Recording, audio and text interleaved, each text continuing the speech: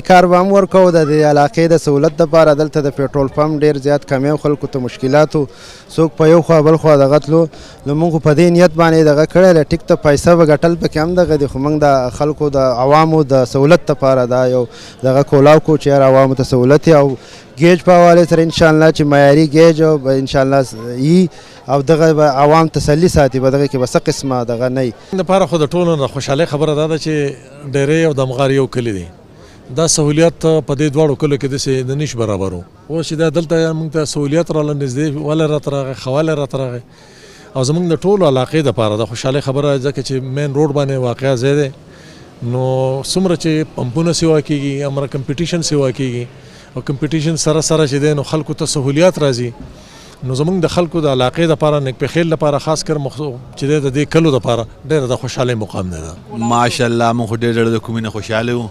یو خو پټرول پمپ کولاو شو، خو بل زموږ رور کولاو کو، زموږ دوست کولاو کو، زموږ د هغه ځای کاروبار هم الحمدلله د هغه ځای پیسې میسه لږ ډېره راویسته.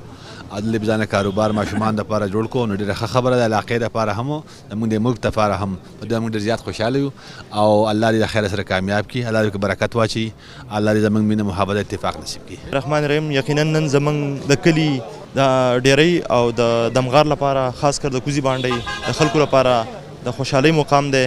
ورځ ده چې موږ ته دا سهولت په کلي کې راغی او د کوزي باندې کم خلک چې د ګاډو مالکان یا د دمغار د دې علاقې خلکو ته کم سهولت چې دی هغه کور ته راغی. بل تاسو ته پته ده چې دا روډ چې دی دا د ټوریزم یو مطلب ټرانزټ دی کالام مدین بحرین ته. نو هغه ټورست چې کوم په دې طرف باندې راځي نو هغو ته هم یو سهولت شو.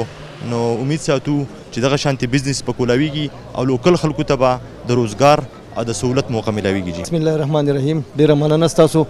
نن خو ټول نه مخکې زه سجاد خان د هغو وروڼو له مبارکي ورکوم چې په ډیرۍ کې هغو د یو پیټرول پمپ پرانسته وکړه. یقینا دا زموږ د دې علاقې دپاره او د دې خوش علاقه دلته پمپ ضرورت و. نو ډېره د خوشحالۍ خبره ده، عوامو ته به ډېر سهولت راشي. بل دا روډ چې زموږ دی دا ډېر عوامي روډ دی، په دې رش دی د سیاحت په دغه باندې. نو یقینا چې په دې باندې به د خلکو په مشکلاتو کې ډېره اساني راشي. د مختلف پارټیانو شکریه ادا کوو چې په ډېر جدوجهد سره د سوات ته امن راغلی دی. د هغې امن سره تاسو وینئ چې مختلف بلډینګونه، کنسټرکشن، کاروبار دا وسیع کیږي او د دې سره به عوام خوشحالیږي.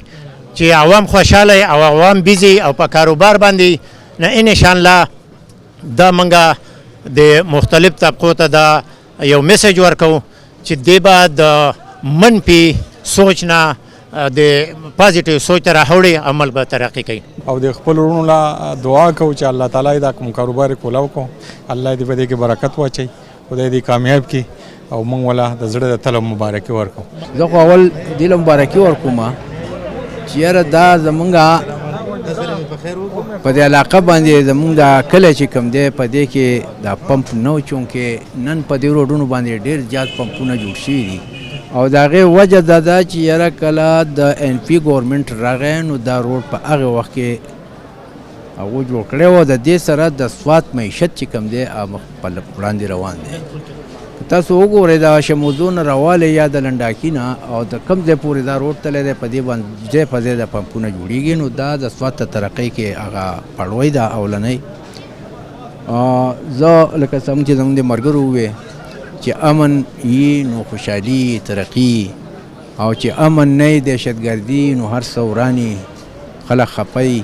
نو الحمدلله چې دا د هغې حکومتونو برکت دی، د ان پي د حکومت چې نن په سوات کې امن دی او دلته خلک خوشحاله خپل روزګارونه کوي.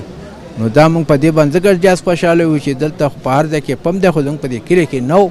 نو زموږ په دې کلي کې چې دا جوړ شو په ډیرۍ کې نو دا ډېره د خوشحالۍ خبره ده. انشاءالله دا به کامیابي او دا به دعا کوو چې خدای پاک دا وچلوي او مخ په وړاندې لاړ شي.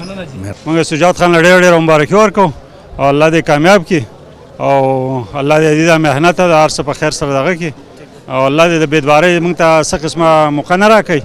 انشاءالله چې څه بېدباري به پکې نه وي لکه په نورو کې چې ده. او انشاءالله تاسو به ټول زموږ نه خوشحاله یې. زه مېلمنو شکریه ادا کوم چې زموږ پمپ ته راغلي او زموږ د پمپ افتتاح وشوه او په تحصیل کابل کې و په ډیرۍ کې خلکو ته مایري تیل میلاویږي.